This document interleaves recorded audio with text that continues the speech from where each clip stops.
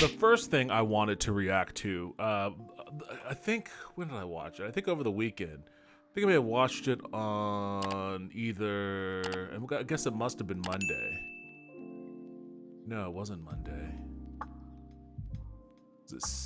Jesus, I have no idea when I watched this thing. At some point last week, I watched This Place Rules. So if you're not familiar, Andrew Callaghan, he's kind of been a bit of a viral sensation in the alt news media space due to his unorthodox Gonzo style interviewing, man on the street type interviews where he would go to like random protest or music festivals or like just random places here and there and just randomly walk up to people and ask them questions and whatnot and get radical responses from just the wildest people.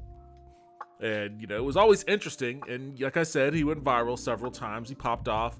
Used to be, I think it was All Gas, No Breaks before it became Channel 5. And then Channel 5, you know, he started to, I guess, be a little less, he started doing it in a little less of a random, scattered, nonsensical manner and started doing it more as like it was still the same, you know, comedy, the same vibe. And it is reporting with a comedic edge for certain.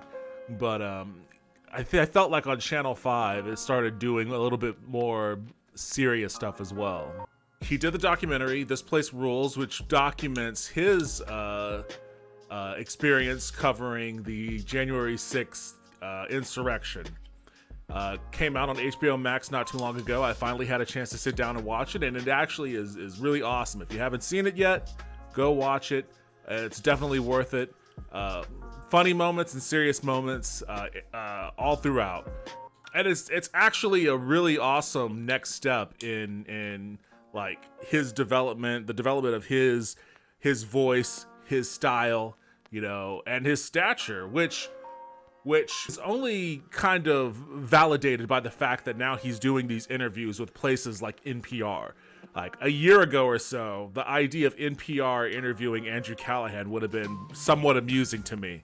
Now it makes perfect sense, but it's still like a total style mishmash. Wait, that seemed like a very hostile intro right off the bat. What did he say? NPR every day. So that's great to be here. Well, now hopefully we get you to listen. I would.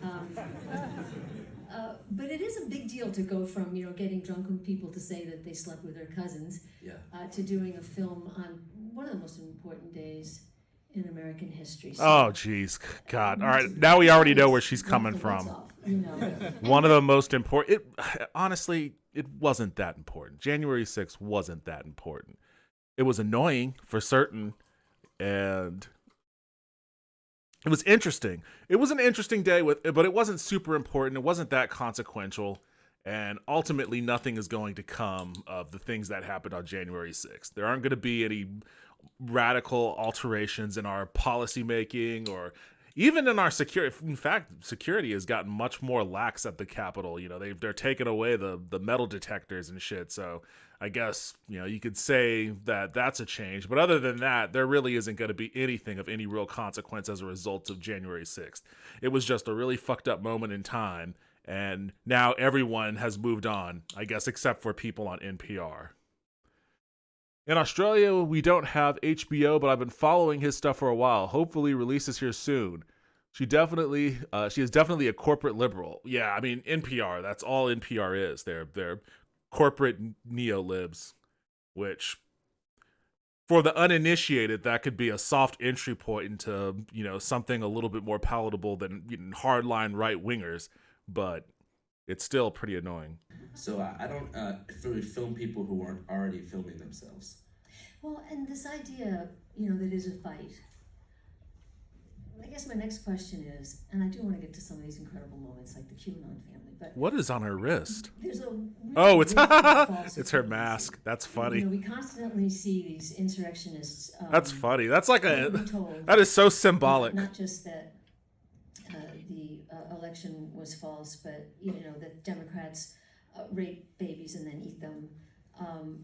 they're pitted constantly against Antifa and Black Lives Matters protesters when we know that Antifa is a stunningly small kind of gathering without a leader movement, and the Black Lives Matters protests, by every study, were 93% peaceful. And so you're setting up this, and I know that's where the tension was, on the streets, but is that kind of a false equivalence? It's not what the movie's about. The movie's Right. not the movie's not about far left versus far right at all. It feels that way. It's not. What is it about?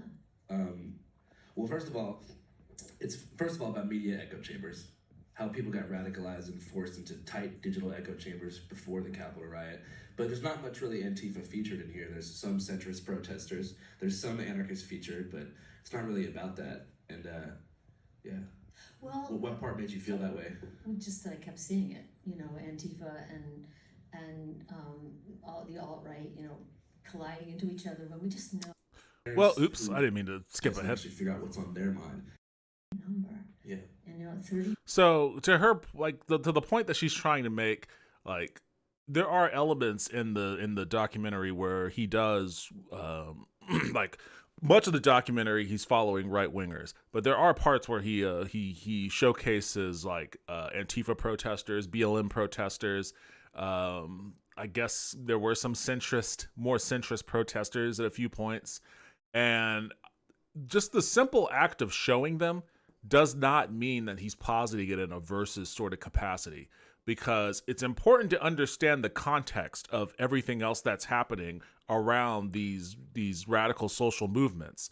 And it would have been disingenuous. Like she's saying that she's kind of positing the idea that it's disingenuous for him to frame this as a left versus right, when it really would have been more disingenuous to just showcase the right wing aspect of it without at least giving shedding some light on the counter protest, shedding some light on what's happening on the opposite end, not from a both sides kind of perspective, but just to get a more holistic view of where the country holistically was leading up to a moment in time that a gathering of people felt like it was necessary to riot at the Capitol. I mean, I think that's important context to have.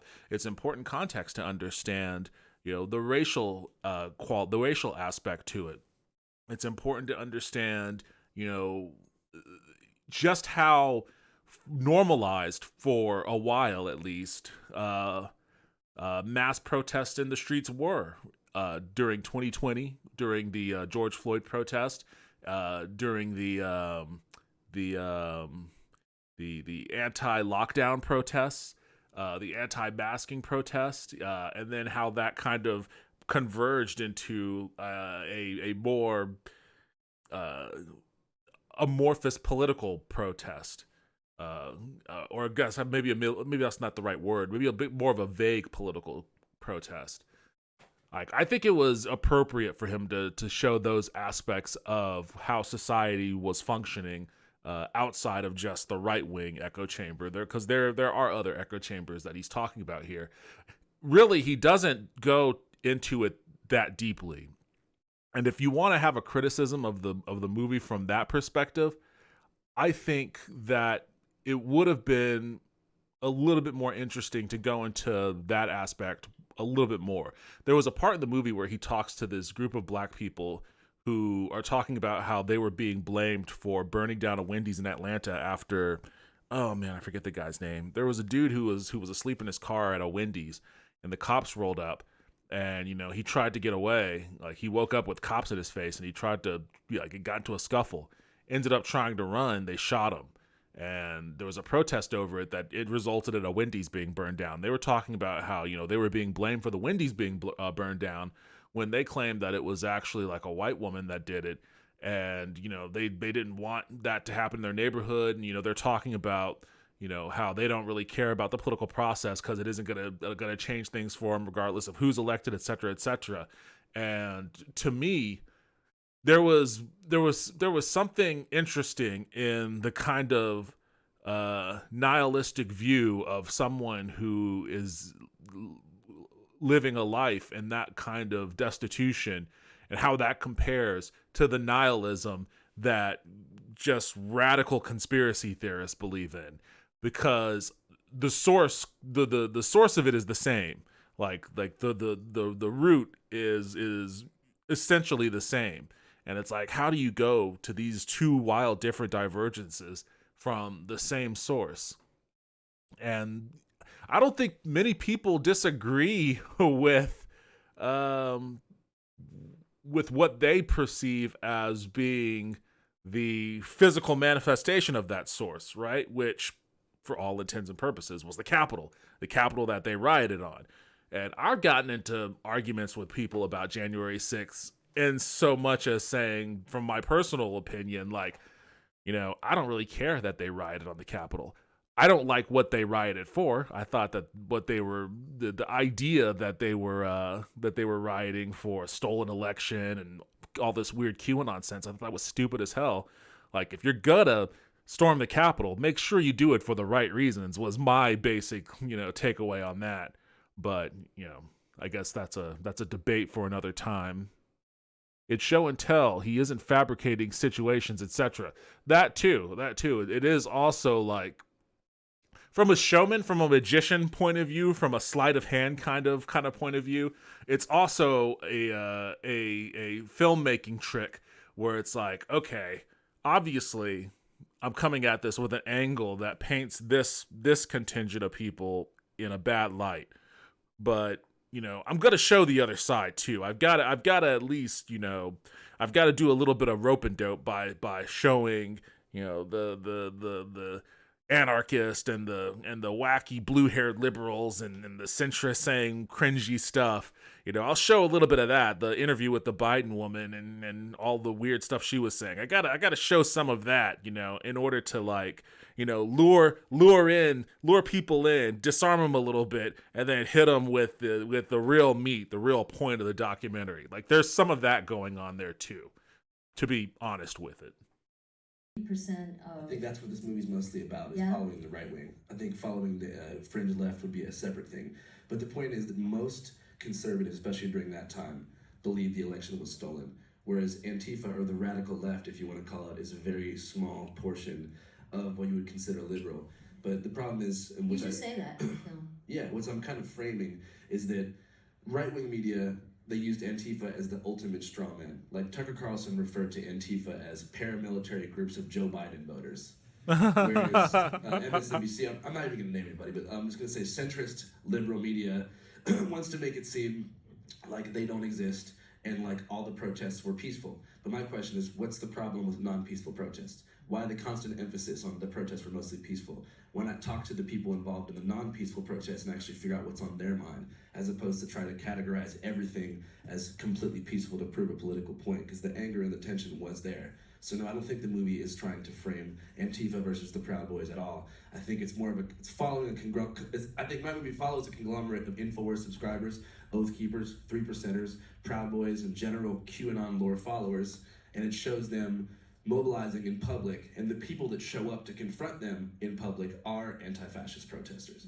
So I don't think the movie draws any kind of equivalency between far left and far right, but it does show the circus that unfolds in public political clashes, which generally follows the news beat. And how about what you just said about the media? And I don't want to spend too much time on this, and I am not carrying Don Lemon's water.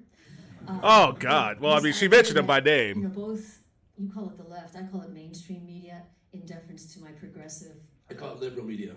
Yeah, I don't. Not in leftist deference media. to, like, Amy Goodman and Democracy Now! And people who really are progressive media.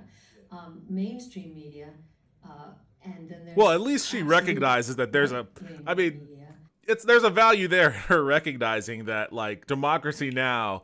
Is something different than what she calls mainstream media.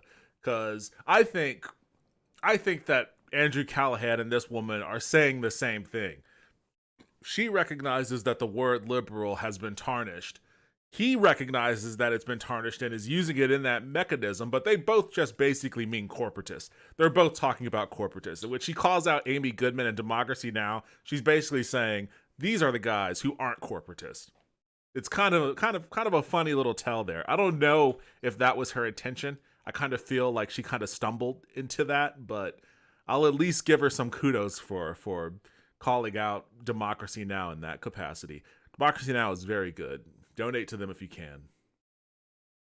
And So you don't consider Fox mainstream media? not when you got Tucker Carlson saying that. It's mainstream media. Well, It is mainstream media. Like Tucker Carlson is the most watched newsman in all of the country. You don't get much more mainstream than that. I don't know how you can say that it's not. Like just because you don't like what they're saying doesn't mean it's not mainstream. considered so by people at more media. Fox is leaning definitely to the right. mainstream media. Yeah, but they lie. How's that mainstream? Oh my goodness! What? What? What?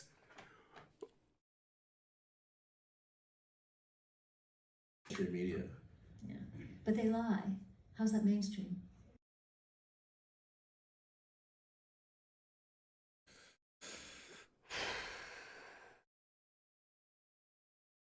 Has this person ever like walked around and interacted with people in like the real world before?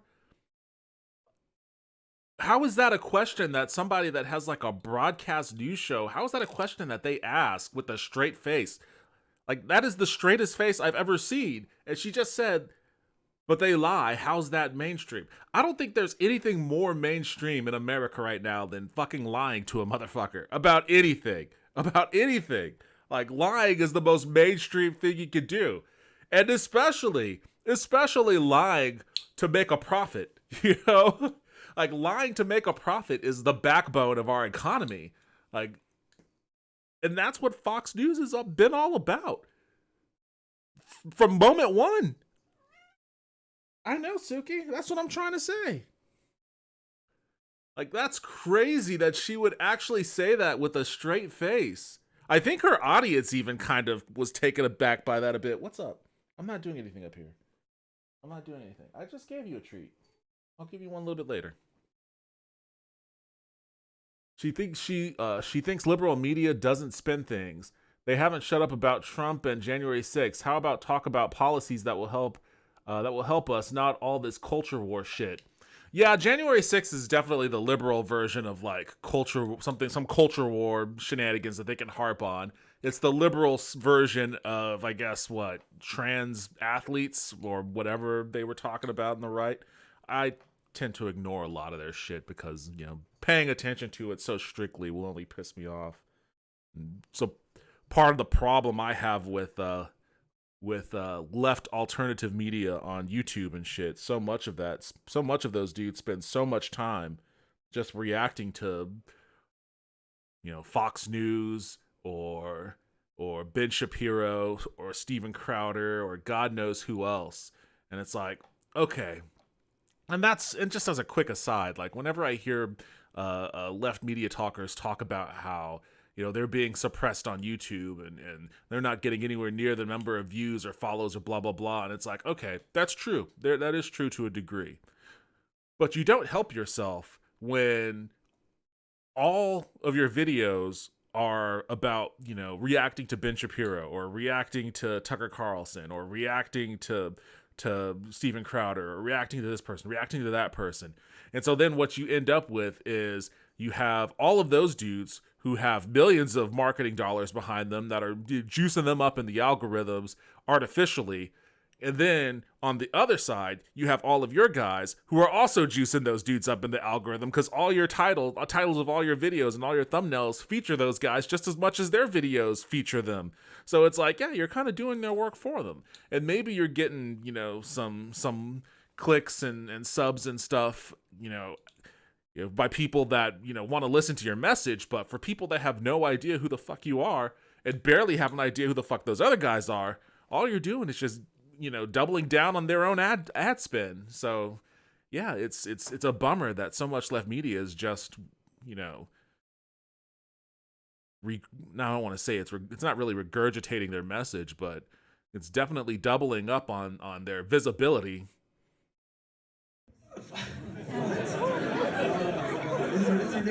See, look, like her own audience laughed at her for that question. But they lie. How's that mainstream?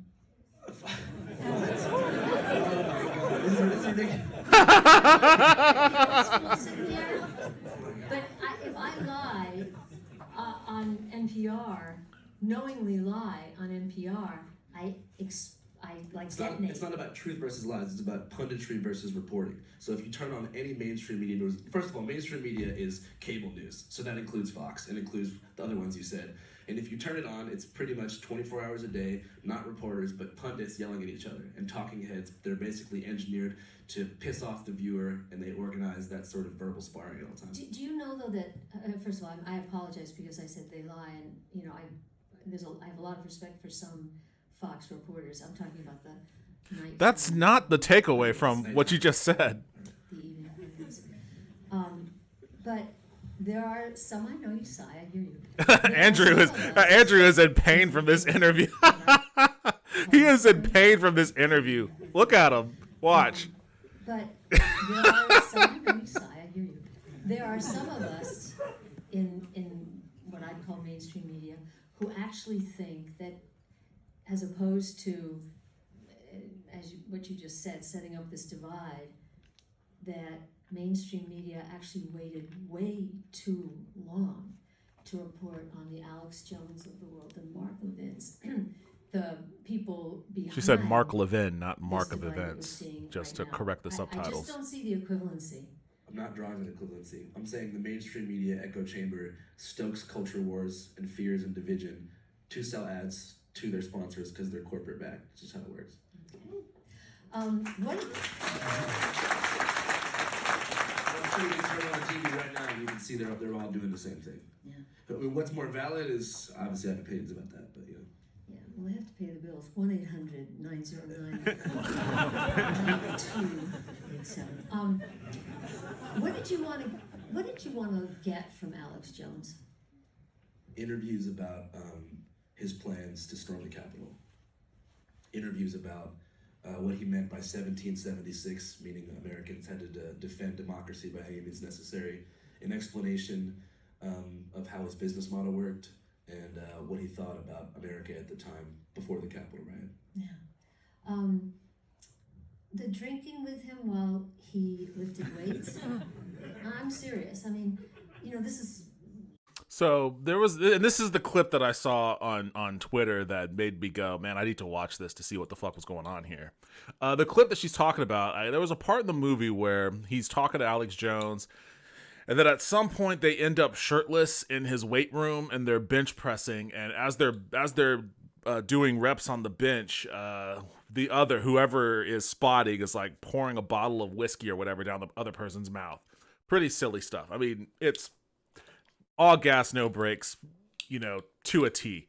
And the fact that, you know, he's doing it with Alex Jones is like, okay, you know, it's a gag, it's a bit, and even Alex Jones admits, you know, both in the documentary and before he was forced to admit it in numerous court cases, but he's admitted in interviews too, like he perceives his persona, his InfoWars persona, as a character that he plays. Like, that's kind of how he views himself.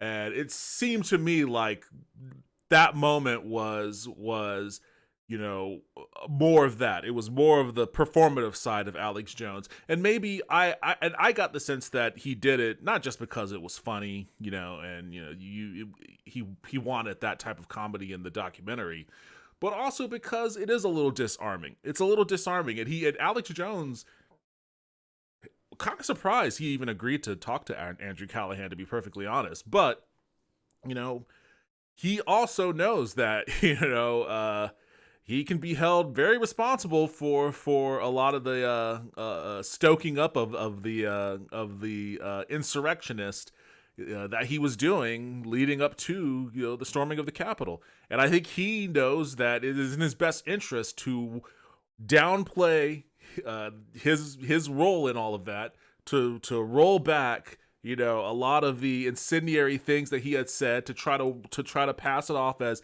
hey, I'm just a performer, and that was just a part of my performance. That was just the things that Alex Jones, the character that, you know, has the role on InfoWars, says, and not me. I am Alexander Jonesington, and this is just, you know, this is just the role of a lifetime that I'm I'm thrilled and honored to portray. But the guy that I'm playing, he's the one that did all that other weird shit.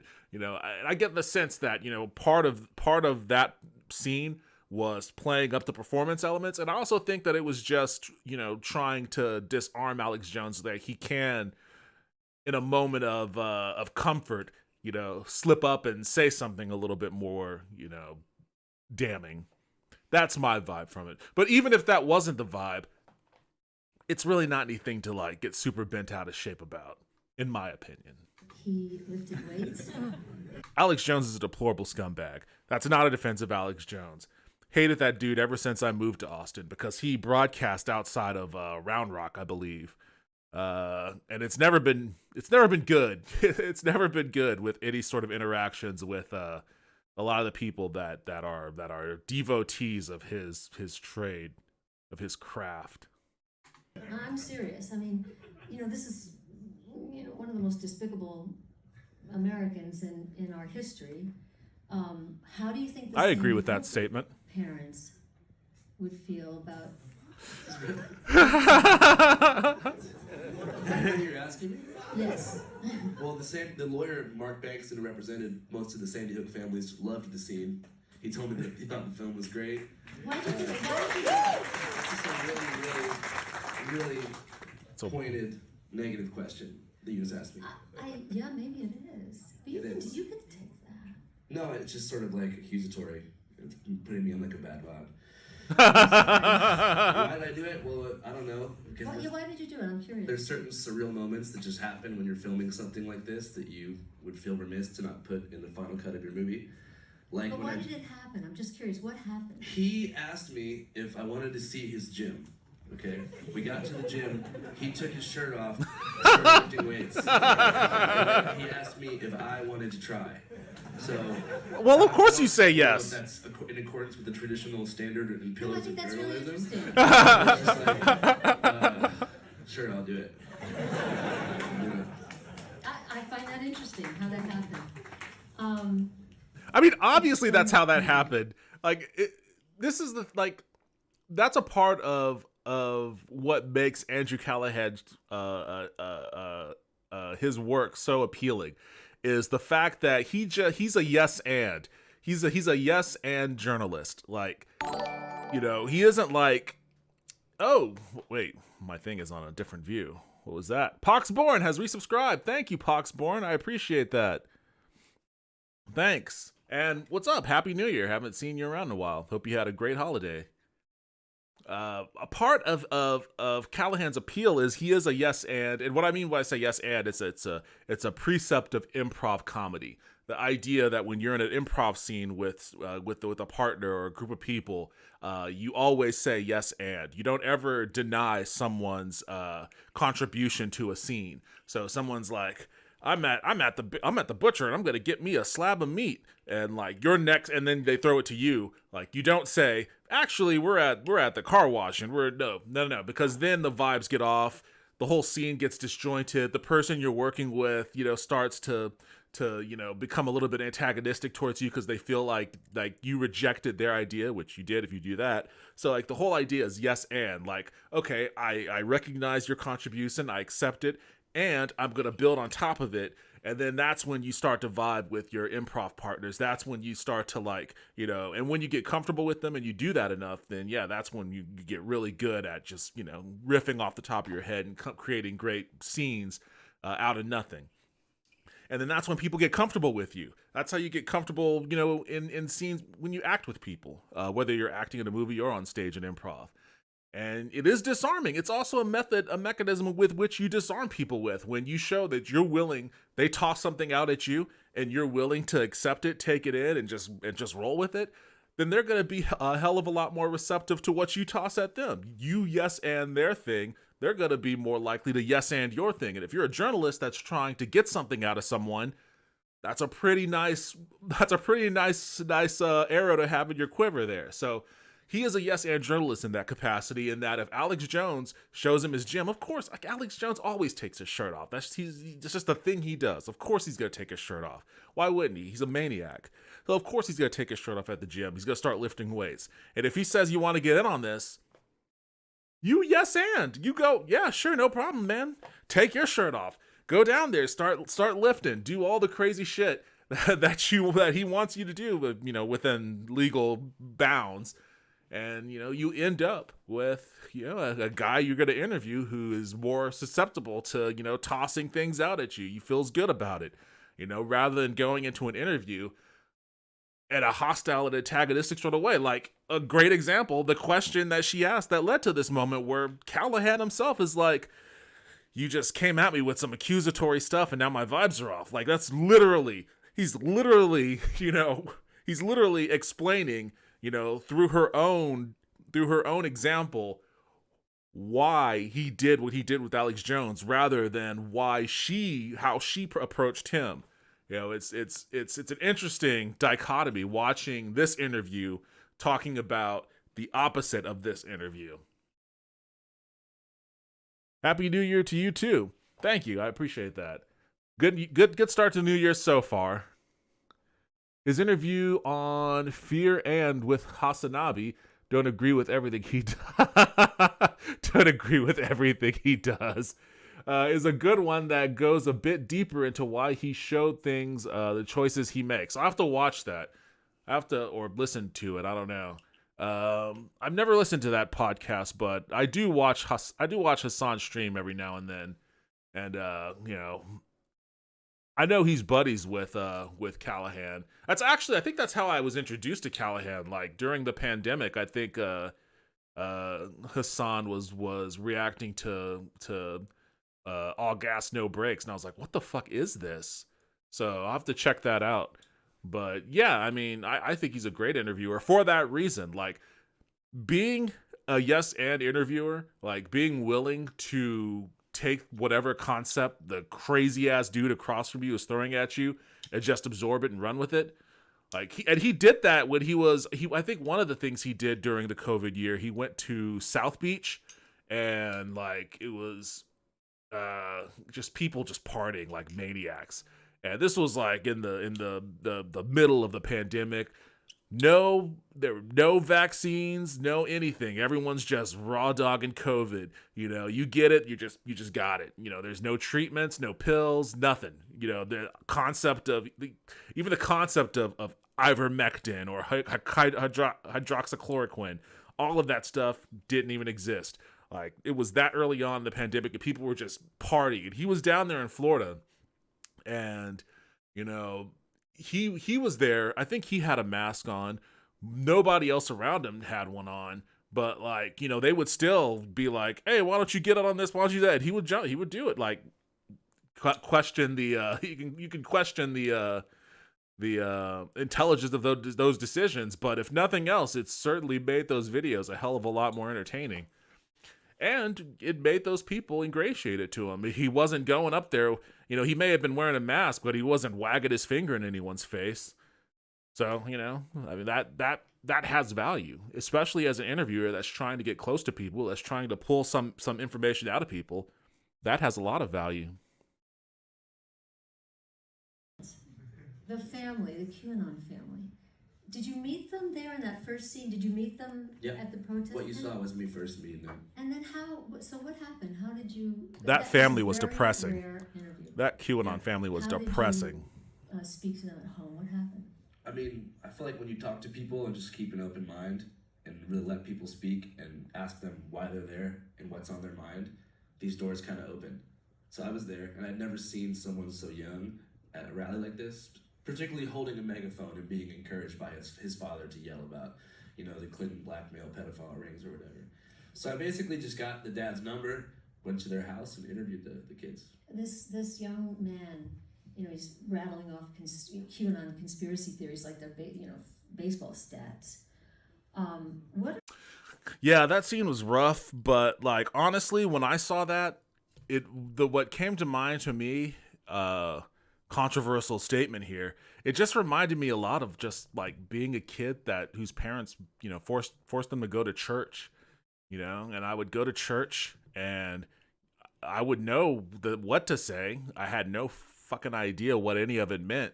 We would sing hymns that were all written by 14th century bean farmers, And it's like, what does any of this shit mean? What does this mean? Like the Lord's Prayer? What is the Lord's Prayer is written so esoterically that like it's amazing that any small child could recite it. And hell no, they're not going to know what any of it means. They just know that it's some shit they got to say, whenever it's time to go to church. And that's kind of the vibe I got when I saw those QAnon kids, where it's like, okay, they're saying all this stuff, Clinton and pedophile rings and all of that, but I don't know if they really know what they're saying. They're just saying it because, their mom and dad, is saying it. And, they feel like if mom and dad is saying it, then I'm going to say it and mom and dad's going to like me for saying it. It's really disturbing, but I didn't feel like, I didn't feel any compulsion to like condemn those kids for having stupid beliefs, because I don't think that's anything those kids actually ever believe. It's a 6-year-old. What does a 6-year-old really believe? They believe in Santa maybe, but I don't know if they have any real strong beliefs about the Federal Reserve. If they do, then they're already fucking lost. Yeah, I do love Hassan's stuff. Not heaps of content for leftists who like to joke and have some fun too. Wait. Not heaps of content for leftists who like to joke and have some fun too. I mean, there aren't a whole lot of leftists that like to have fun. There's a lot of super serious people on the left side of the equation. Kind of annoying too. So if you could find them, if you could find leftists who joke and have fun, by all means, be fans. If they aren't, shitheads. Raw dogging COVID. Yo, what's up, Murdoch J? How you doing? Welcome back to the stream. Andrew mentions he met the Q kid recently and he said it was all bullshit. He realized after the storm didn't happen. Yeah, I mean, and that maybe that's, and it could be that, this is the best case scenario for this kid. Like, he had this experience really young in life, so maybe as he gets older, it makes him less susceptible to ridiculous bullshit.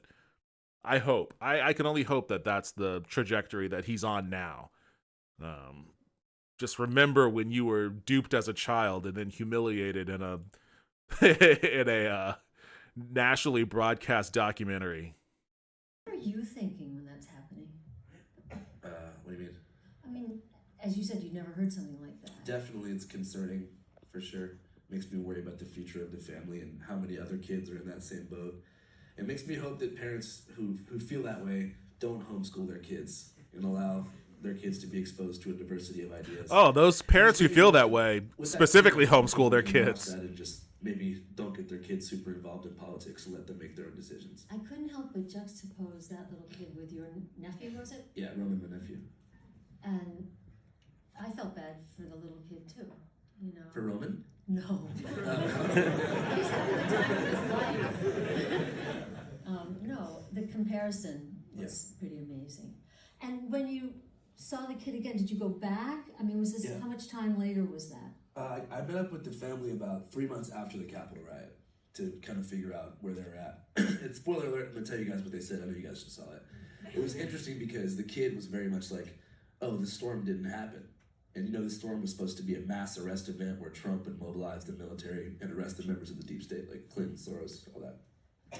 I think when that didn't happen, it let a lot of people down, and especially for grown adults in the movement, it really hurt their pride. It made them feel like they had been duped and had, followed this rabbit hole toward nothing. And a lot of people said the storm was the friends that we met along the way. So somebody the kid was more logical, and he was like, I feel like they just lied to us because none of the predictions of the Q universe ended up fulfilling themselves. So the kid basically explained to me that he felt like they manipulated his dad the entire way. It was just sad to see. Sad, but it's also, the kid was like the smartest, most clear-eyed. It was like a child was seeing what seems like a lot of other people couldn't see. Yeah. That's good reporting. Thank you so much. Right there.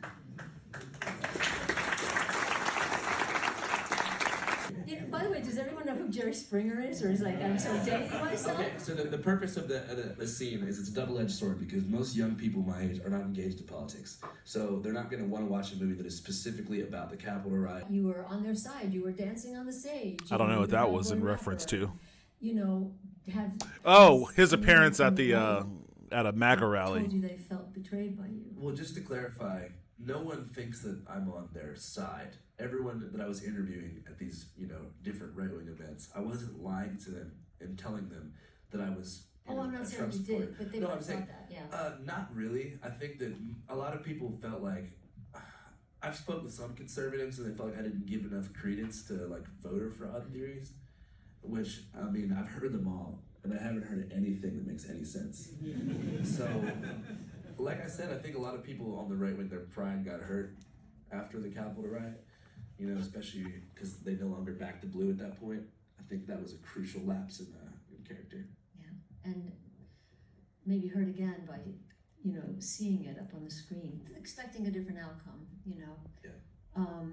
And talk about your methods, because you don't correct them in real time.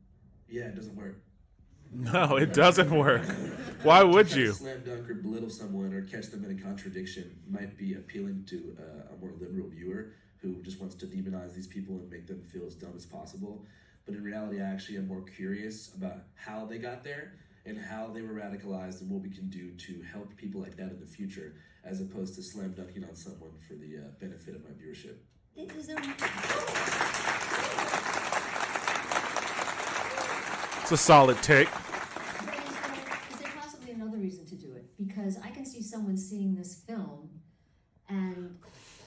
basically she's just so Andrew doesn't really do anything that's super different than what like the Daily Show does when they send Jordan Klepper or somebody out to like a MAGA rally. And Jordan Klepper, when he's doing this sort of man on the street type beat, he will do like, it isn't like a direct or confrontational sort of fact checking or slam dunking or anything. Like it's more of like because he always posits himself as being like, hey, she's like, Jordan Klepper is basically the type of person that this woman seems to think Andrew Callaghan is. Like he will be like, yeah, I'm one of you guys. I'm here for the Trump rally, and then he will do the sleight of hand fact checking and dunking and whatnot, and catching people in contradictions and catching people in hypocritical statements and all of that. Like that's what the Daily Show does. There never really seems to be, I guess it depends on what kind of satisfaction you're trying to get out of that, because to me the satisfaction that I would want to get out of a scene like that is somebody walking away from they're walking away from having dire radical beliefs. So like if they believe in all the QAnon stuff and then they get caught in a contradiction or whatever, and if they were like, oh man, I'm gonna give up all this Q stuff as a result of that, then yeah, that would be valid and worthwhile. But that never happens. That doesn't happen. Like it never will happen, because people don't respond to ridicule and contradiction and patronization and condescension. They don't respond to those things that way. Quite the opposite. They're more likely to double down than anything else. So if I'm not going to get satisfaction in that manner, the only other way you can get satisfaction from those moments is if, you just want to feel good about, someone else's perceived humiliation. And I say perceived because maybe they don't feel humiliated. Maybe people who believe in the same thing that other person believes in don't feel like you should feel humiliated. But because you have a certain belief that's contrary to theirs, I'm not even talking about whatever we want to consider being fact, if it's a factual statement or whatnot. Just whatever you feel from an interaction, like, oh man, this guy makes me feel so angry. Oh, he dunked on him. That makes me feel good. That makes me feel better.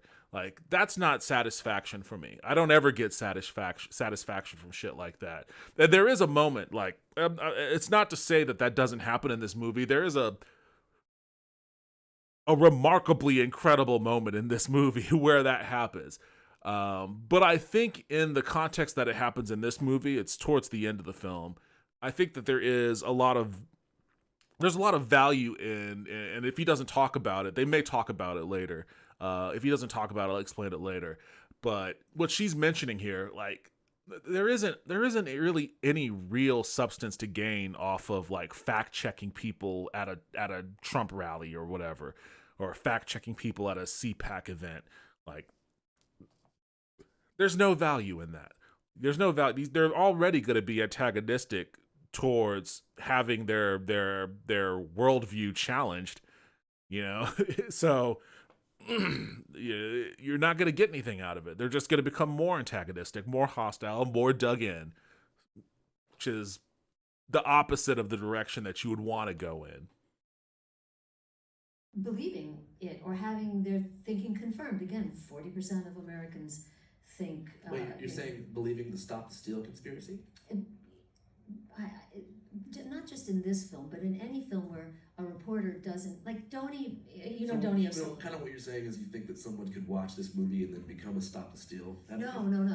I'm thinking that somebody who already believes it could see it and think, yeah, that's right, because there's no correction. I'm saying that there's another possibility for another reason for a correction, which isn't to demean someone. I've already told you. I mean, some of these people break my heart.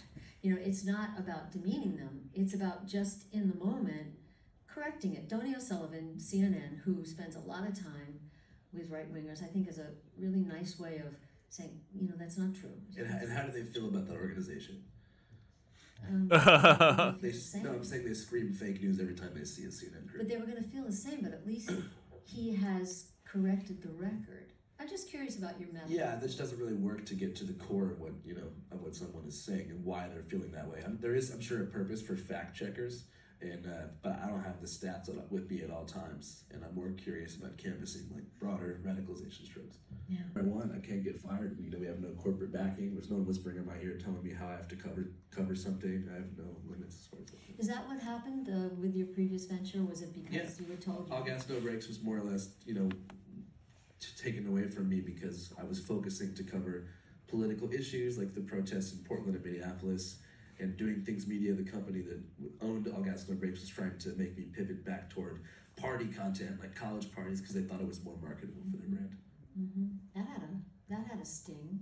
They even took the RV, I understand. They took the RV, but we got a new one. It's all good. I was tired of living in the RV. I was wondering why he left All Gas No Brakes. I think we can talk in this room about the ending because we all saw the movie. Yeah. What happened with the biggest proponent of the pedophile conspiracies who turned out? So this is what I was referring to earlier. When did you start investigating that? Oh, I knew it the whole time. Well, okay. Now, some would say that's burying the headline. Why did you? Who would say that? Said some. When you say some would say that, it says something. It's kind of a joke in reporting. It's kind of like, God, you buried the headline. Why did you wait, 10 minutes to tell me that? Some would say it's best to save the best for last. You know what I mean? Because if I told you at the beginning that this guy was a convicted pedophile, You mean he hints at it? He hints at it at the beginning. He said the guy can't leave his state for some reason. He knew the reason. When he said that, I was like, there's some reason, but I mean, he didn't say it right up front. Like, it's showmanship. There is some degree of showmanship that has to go into this stuff too. It's all in the projection theme too that we try to talk about at the very end. Yeah, that's again stunning. How did you find? Yeah. So basically, what he's talking about here. There's a dude he meets at the beginning of the documentary, some psycho who lives out in the woods, surrounded by a bunch of guns and weird flags and shit.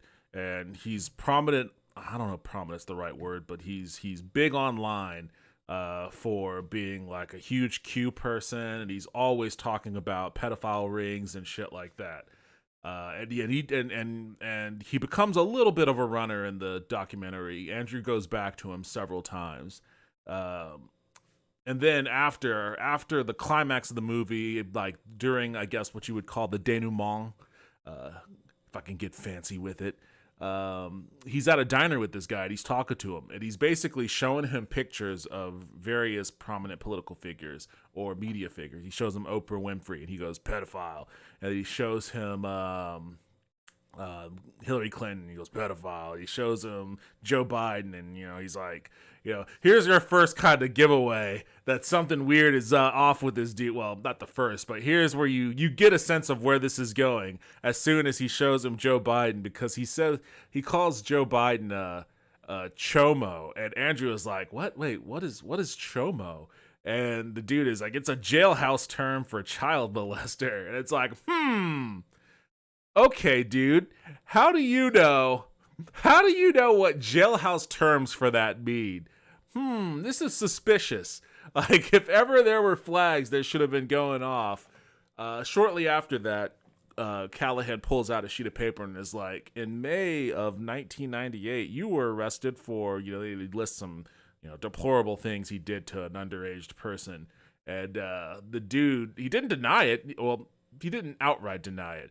He said it was a false conviction, but he did not. He confirmed that that is on his record. That was him that had to go through the process. And it's like, okay. So that's been a long running thing that I have said. It's like the people who scream groomer and shit the loudest are the ones who need to scrub their hard drives when the feds come knocking. Like, it's always projection that way. And I mean that. How did you find that out? Were you researching everyone that you were talking to, or? Yeah, Evan Gilbert Katz, who does a lot of our research and pre-planning, he found this guy because he had been really into his videos for a long time, and he was posting on BitChute 15 times a day. What's he called again? Net Force Truth USA, something like that. Oh, The Inglorious Patriot is his name. And this dude would be exposing 15 deep state pedophiles a day. 9 p.m. He's like, new one. Eminem exposed. Eminem lyrics backwards and being like, you hear that? I said kid over and over. But yeah, Evan knew and seemed like the right guy to talk to. Yet these people have no problem with Kid Rock, who actually wrote a song for a cartoon in which the lyrics were, some say it's statutory, I say it's mandatory. He wrote those lyrics to a song, Kid Rock, for a cartoon movie called Osmosis Jones. Some say it's statutory, I say it's mandatory. They don't have a problem with Kid Rock. Not a problem at all. Eminem, but Kid Rock, clean. He does a lot of numbers, maybe 5,000 views a day, but when you're talking about the tightest far-right echo chamber, that's a pretty big number. How did you feel sitting with him, knowing what you knew?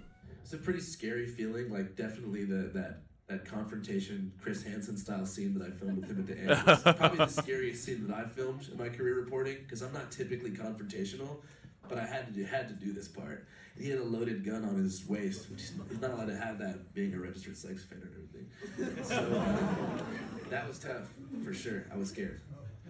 Well, and what about the fact that you spent a lot of time with Enrico Tarrio, who's on trial now? Oh, that guy's a huge shithead. What about it? How does that feel? Good. I mean, yeah, it's good. As a journalist, it feels good to get interviews with important people. It should. Yeah. Somebody asked, do you think... Wait, what? I don't remember that. Are you serious? Please hold.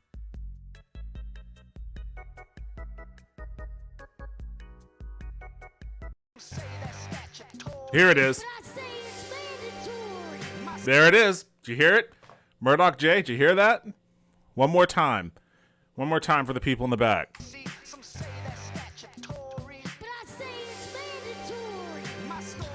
Kidney Rock. He even felt so confident in that line that he had to brand it. He had to brand it Kidney Rock. Kidney Rock. When was this? I haven't seen the movie for a while. Osmosis Jones, 2001. Okay, 2001. He's cool though. He's cool. He's fine. A-okay. Him and Ted Nugent, no problems. No problems at all. The election was stolen. Yeah. Somebody asked, do you think The election was stolen.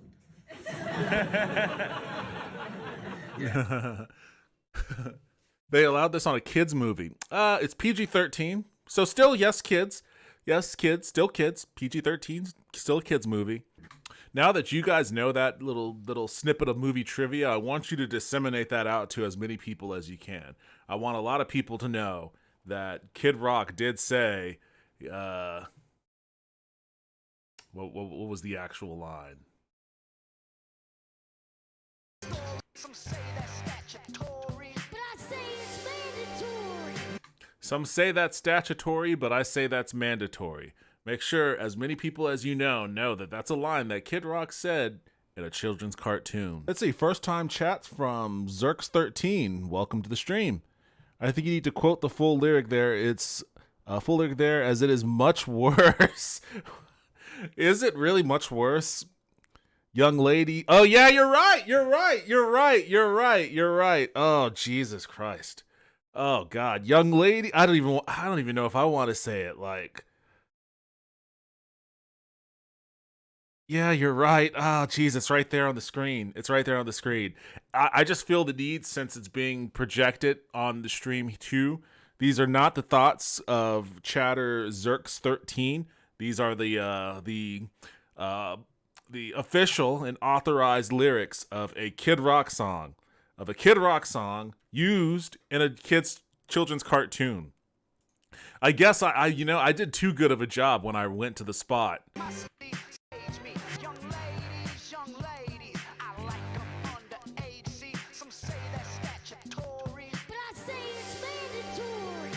You're right. That was the full line. I did Kid Rock a huge favor by cutting off the first part of that line. I'm just trying not to get, the YouTube robot to shoot me down, but you're right. Thank you for bringing that back to my to the forefront of my memory. Well, both thank you and also damn you for bringing that back to the forefront of my memory. That is the full line. Young ladies, I like 'em underage, see? Some say that's statutory, but I say that's mandatory. To quote Kid Rock.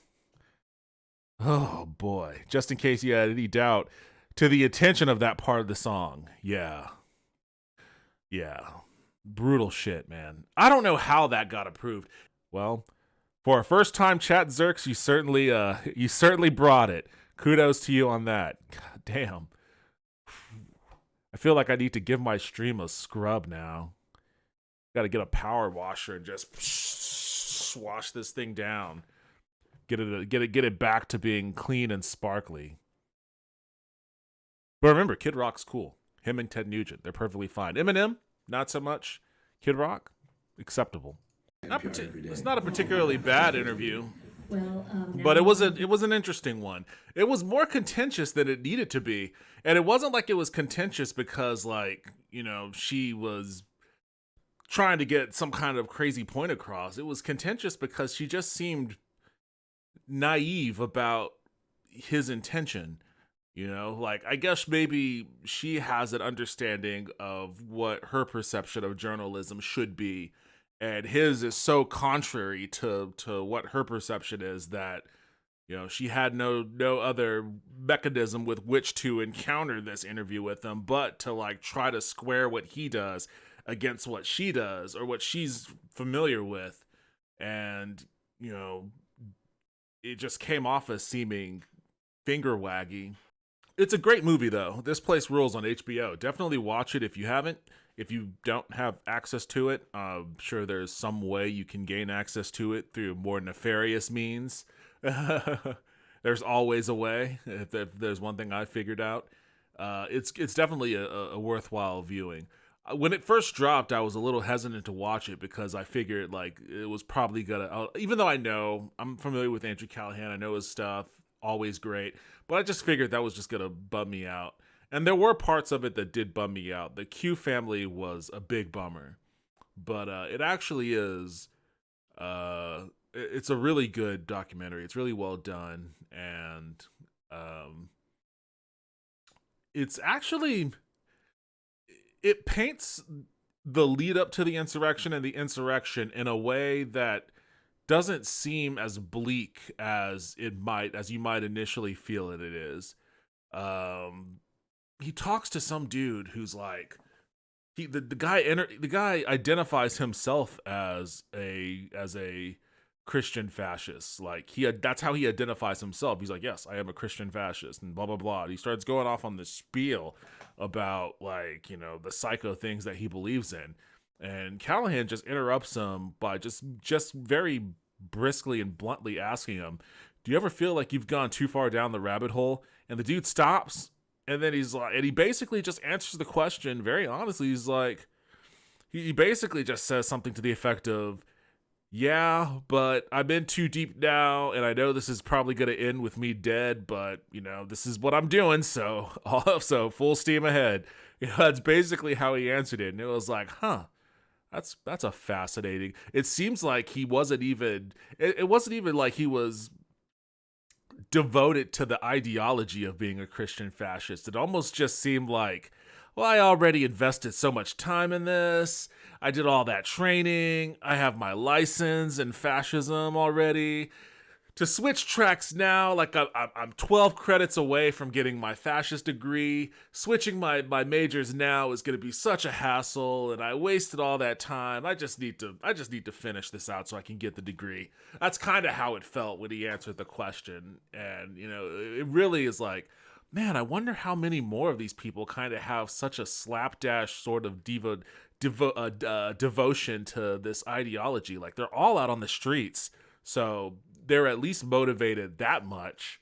But like, and many of them, were motivated to the point of like beating the shit out of cops and breaking into the Capitol. Like there was some serious motivation, but you saw how quickly it all died out, when all the Q predictions didn't come to pass, after Joe Biden was sworn in and Congress started legislating and, life went on for everybody else. You saw how quickly, like, all of that shit just kind of dissipated. And even now, people were afraid that, Trump announcing his 2024 campaign, they thought that was going to spark it all back up again. Like he's firing up the engine. It's going to be a return to the bad old days of 2020 and blah, blah, blah, blah, blah. But there's been no sign that there's any sort of energy or enthusiasm to the degree that there was back then. Like, I wonder how many of those people, and I know people are kind of juicing up Ron DeSantis right now. They're like, oh, it's DeSantis. He's the heir. He's going to be the barnstormer. And it's like, dude, DeSantis has all of the charisma of like a fucking, wet sock. I doubt that he's going to be able, like, there will be a degree of people who will fall in line and march lockstep with DeSantis because he's the dude.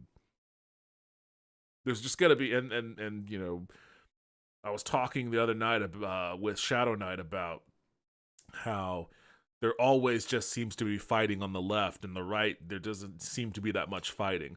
And I kind of countered with, no, there's a lot of infighting in the right too, but when it's time to put the rubber to the road, they all fall in line and they have their marching orders and they get shit done, generally speaking. The Kevin McCarthy vote's kind of an outlier in that, which is what makes it so interesting to watch, but generally speaking, when they need to do shit, they've all marched to the same beat, and if that beat is telling them that Ron DeSantis is the guy, they're going to fall in line and march to that beat.